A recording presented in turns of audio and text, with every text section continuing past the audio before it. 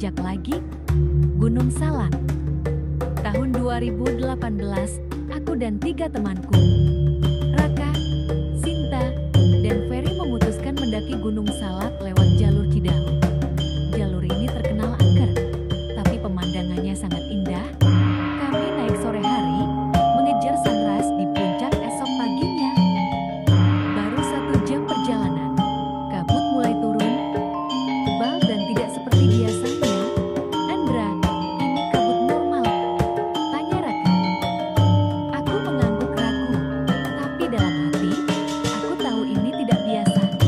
Kabut itu dingin, bukan dingin biasa, tapi menggigit sampai tulang. Kami mendirikan tenda di pos ketiga.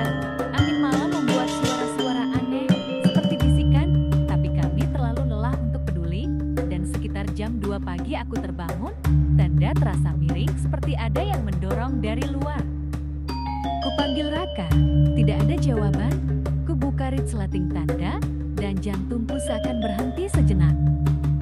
Raka berdiri membelakangiku, sekitar 5 meter dari tenda menghadap ke hutan. Diam, buku. Tangannya menggenggam sesuatu, bunga kamboja. Raka, sapaku pelan. Ia menoleh, tapi matanya kosong. Lalu ia berbalik, berjalan ke dalam kabut dan hilang. Kami mencari Raka hingga pagi. Tak ada jejak, tapi yang kami temukan malah lebih buruk. Sinta menunjuk ke satu titik di tanah. Ada bekas telapak kaki, bukan satu, tapi banyak, seperti barisan orang berjalan, tapi telapak kaki mereka menghadap ke belakang.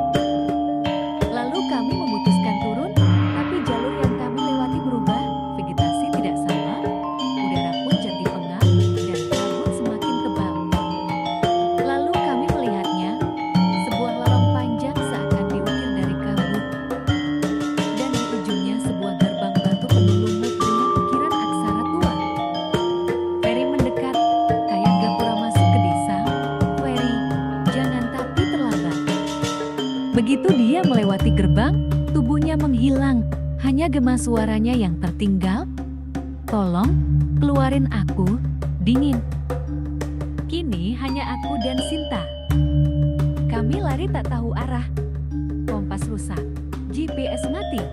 Tapi kami tahu satu hal, kami diawasi. Bayangan-bayangan gelap melayang di balik pohon. Terkadang kami mendengar suara langkah lambat dan berat, seperti kaki terseret. Lalu Cinta jatuh, kakinya terkilir, aku pun dengan sigapnya menggendong untuk terus berjalan. Sampai akhirnya, kami mendengar suara dari HT yang tergantung di tasku. Mall, Sinta, kalian di mana? Suaranya, suara Raka. Singkat cerita, kami pun berhasil kembali ke base camp siang itu. Tapi hanya kami berdua. Tim SAR tak menemukan Raka atau Ferry. Bahkan jejak kami di pos 3 saja hilang. Seolah kami tak pernah sama sekali bermalam di sana. 2 bulan kemudian, saat aku sedang berkemas untuk ekspedisi lain, aku membuka tasku dan menemukan sesuatu. Setangkai bunga kamboja masih segar dan tidak layu. Pesan untuk